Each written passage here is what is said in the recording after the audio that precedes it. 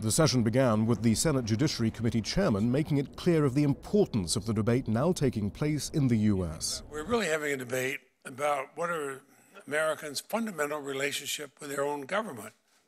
The government exists for Americans, not the other way around. However, for those on the committee resisting reform, privacy concerns were subordinate to national security. Do you believe as a group we're at war with radical Islam? But in their report to President Obama, the panel found there is no evidence that the NSA's mass surveillance has prevented any terrorist attacks. And under questioning, President George W. Bush's former counterterrorism chief was clear that authorities had all they needed to prevent 9/11 without the sort of bulk data collection now underway.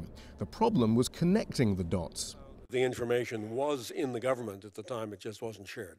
The panel argued that their recommendation that the National Security Agency no longer store the bulk data of U.S. citizens, but that it be available by court order from telecommunications companies would not endanger the country while providing important safeguards. Our judgment was that the government should not have possession of this information, because if it does, there's always the possibility of someone coming along down the road, seeing this as a great opportunity to get political dirt on individuals.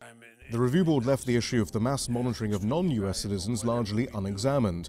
Under an executive order, the U.S. government has a free hand with the data of those who aren't Americans, with very little oversight. The board did recommend a privacy safeguard, though, and more oversight of the monitoring of world leaders.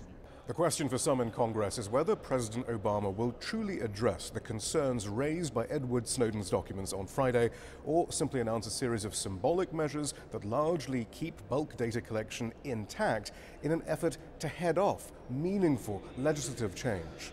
Shihab, Rattansi, Al Jazeera, Washington.